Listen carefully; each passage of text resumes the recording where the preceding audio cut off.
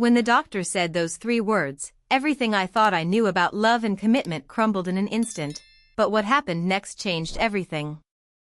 The morning started like any other Tuesday. I was making coffee in our little kitchen, humming some random song that had been stuck in my head for days. The sunlight was streaming through the window, hitting the engagement ring on my finger just right, making it sparkle like tiny diamonds of hope. We'd been planning our wedding for 8 months, and everything felt perfect.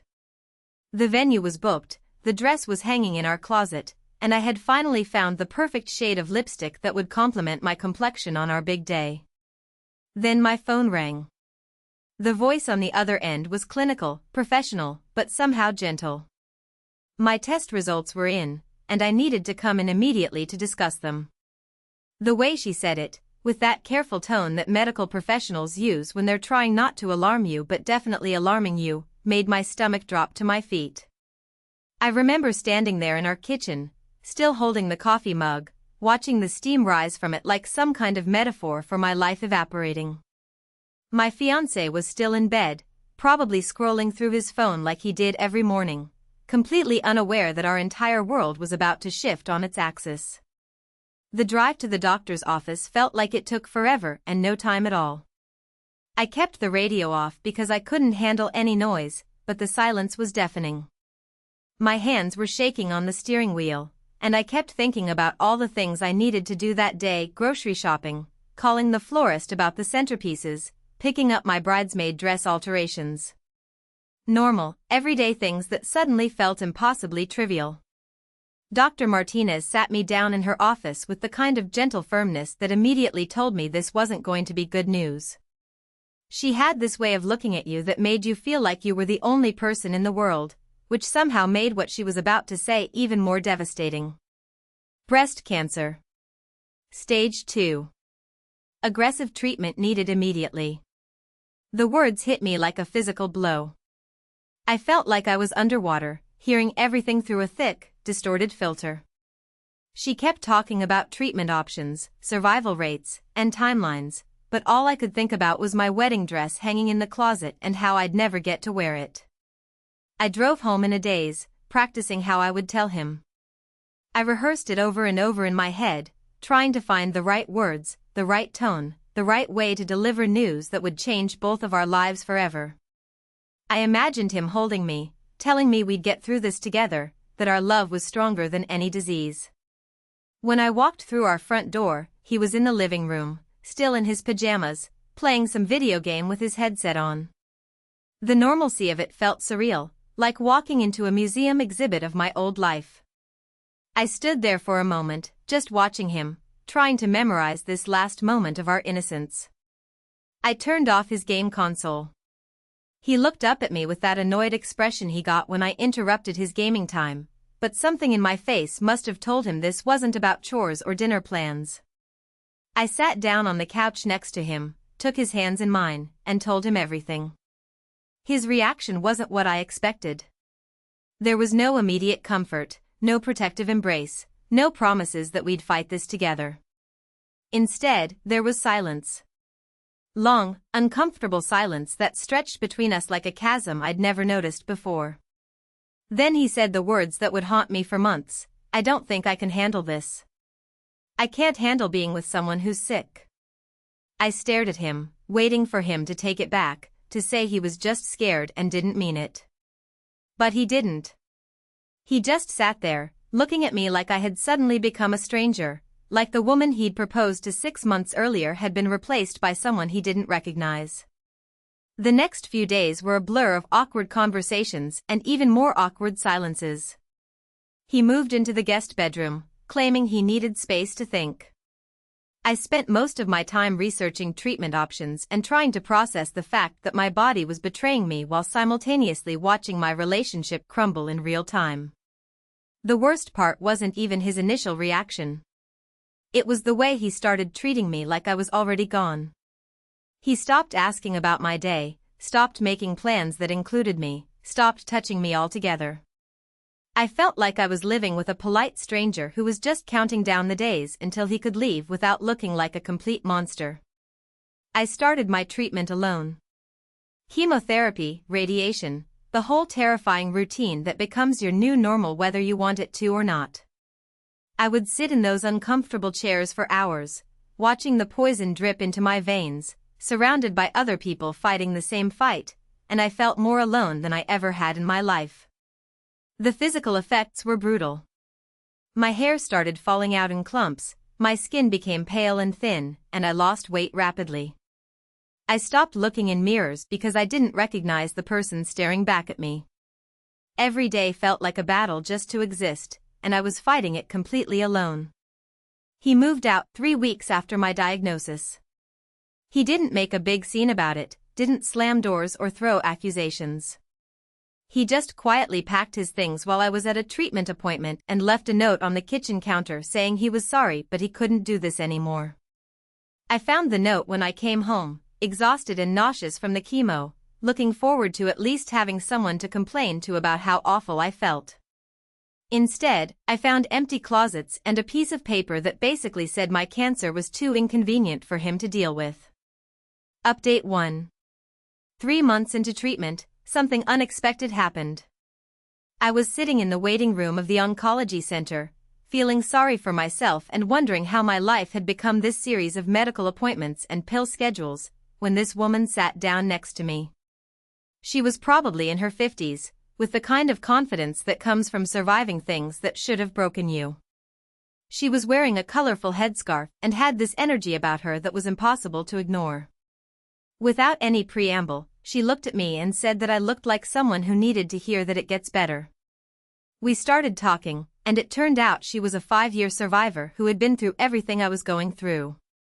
But here's where it gets interesting, she wasn't there for herself. She was there supporting her neighbor, an elderly man who had no family and needed someone to drive him to appointments. She invited me to join this group she was part of, not a support group, exactly, but a network of people who had been through cancer treatment and now spent their time helping others navigate the same journey. It wasn't therapy or counseling or any of that formal stuff.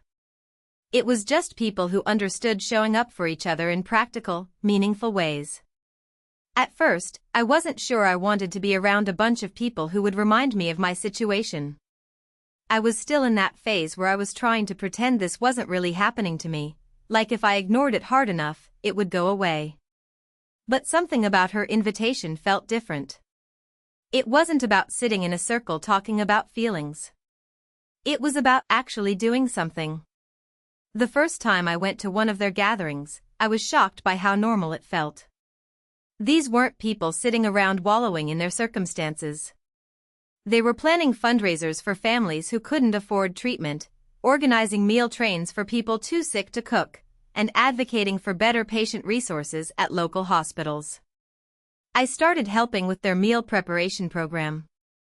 Every Sunday, a group of us would get together in someone's kitchen and prepare weeks' worth of meals for people currently in treatment.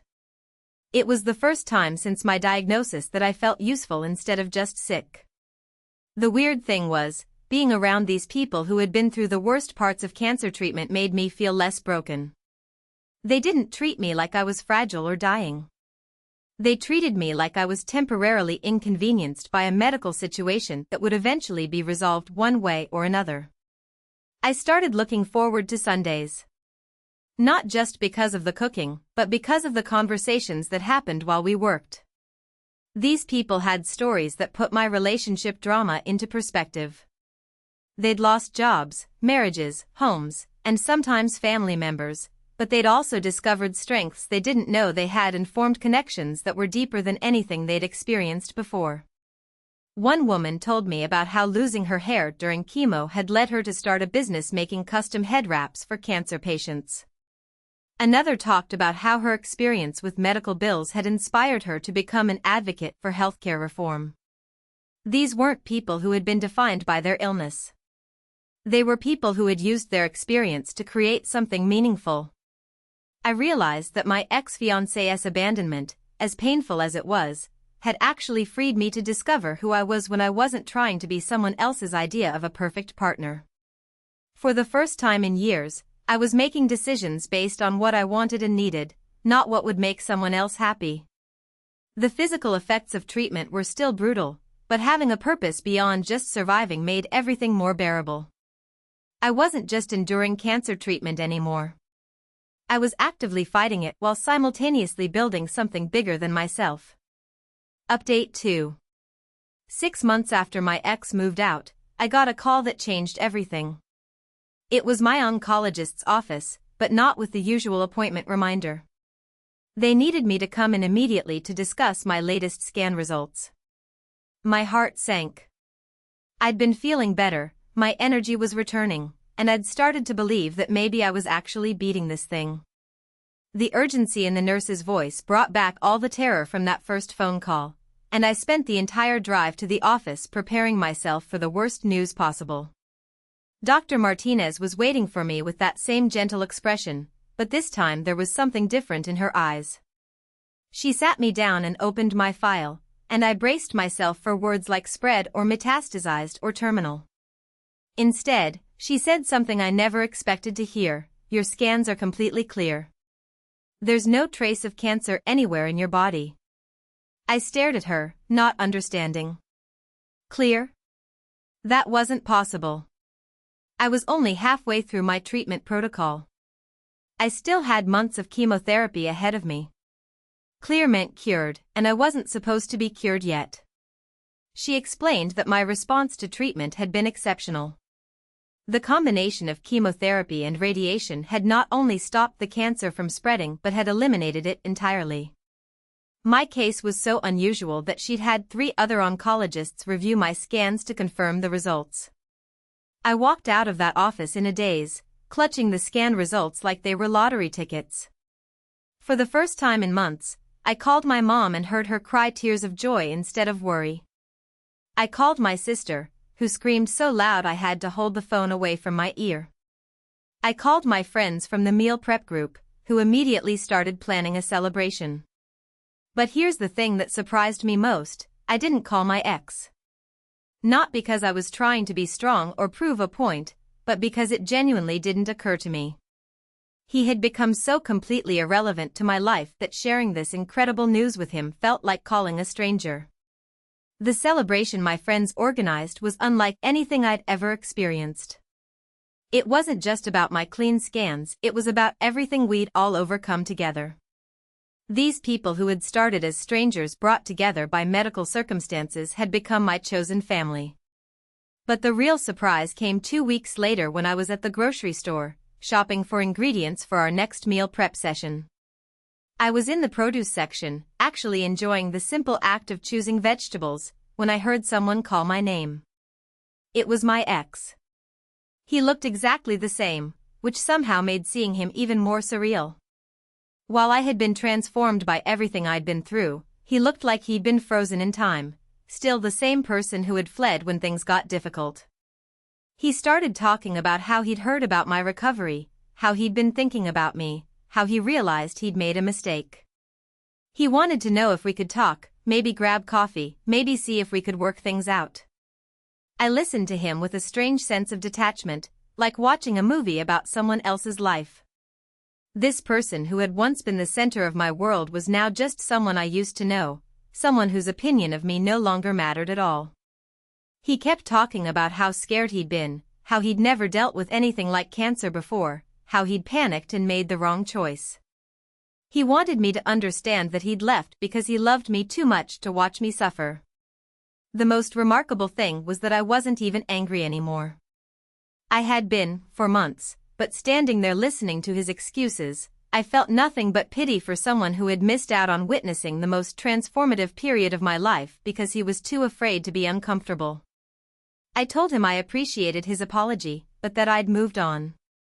I didn't explain about my new friends or my new perspective or how much stronger I'd become.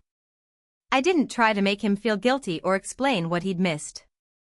I just said I was glad he was doing well and that I hoped he'd learned something from our experience. He kept pushing, asking if we could at least stay in touch, be friends, maintain some kind of connection. It was clear he'd expected me to be grateful for his return, ready to pick up where we'd left off with maybe a little more appreciation for his presence in my life. I realized he thought my cancer journey was over, like I'd been sick, gotten better, and now everything could go back to normal. He had no understanding that I wasn't the same person he'd left behind. The woman he'd proposed to had been replaced by someone who had faced death and discovered she was stronger than she'd ever imagined. Final update. It's been over a year since my last clean scan, and my life looks nothing like I thought it would. The Meal Prep Group has grown into a full non-profit organization that serves over 200 families in our area. I've become the coordinator for our program, which means I spend my days connecting people who need help with people who want to help. Last month, we opened a resource center in partnership with the local hospital. It's a place where newly diagnosed patients can come to get practical support, everything from meal planning to understanding insurance paperwork to finding rides to appointments. It's the kind of place I wish had existed when I was first diagnosed and feeling completely lost. The most surprising thing is how much joy I've found in this work. Every day, I meet people who are terrified and overwhelmed, facing the same uncertainty I faced. But I also get to show them that survival is possible, that treatment doesn't have to be endured alone, and that sometimes the worst things that happen to us lead to the best discoveries about ourselves. My hair grew back different than it was before Ecalier, with streaks of gray that I've decided to embrace rather than hide.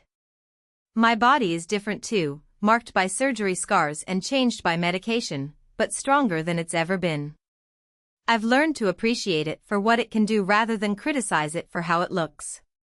I've started dating again, but with a completely different perspective than I had before. I'm not looking for someone to complete me or fix my problems or provide me with security. I'm looking for someone who can appreciate the person I've become and contribute something meaningful to the life I've built.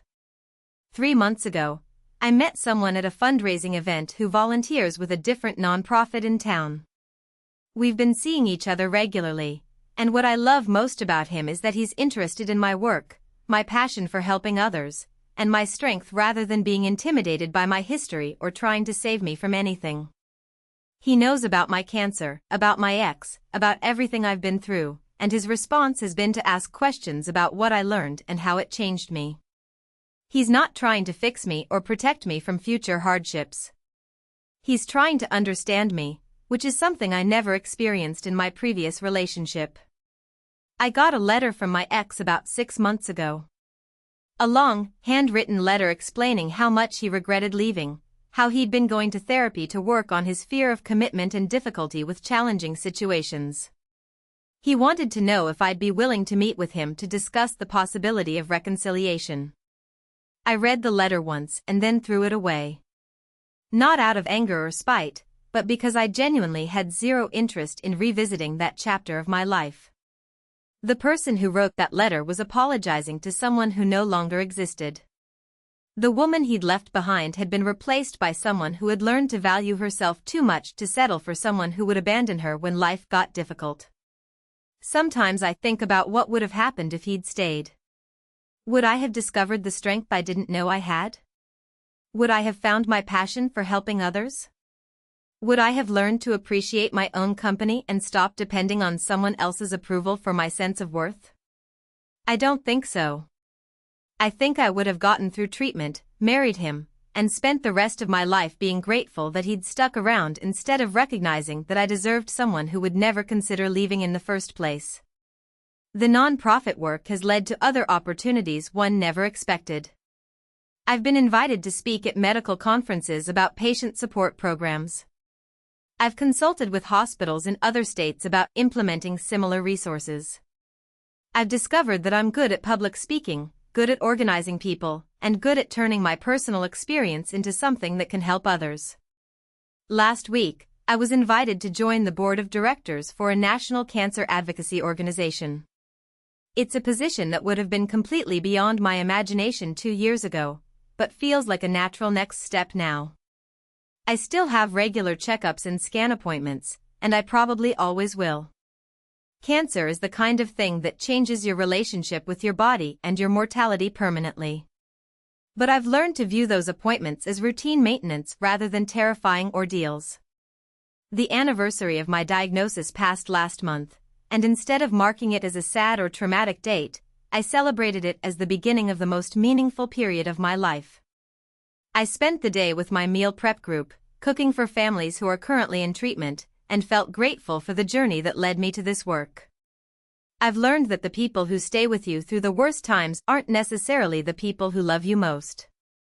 Sometimes they're just the people who are brave enough to love you completely, including the parts of you that might be inconvenient or challenging or require them to grow into better versions of themselves. My ex taught me what I don't want in a partner. My cancer taught me what I'm capable of surviving. My chosen family taught me what real support looks like.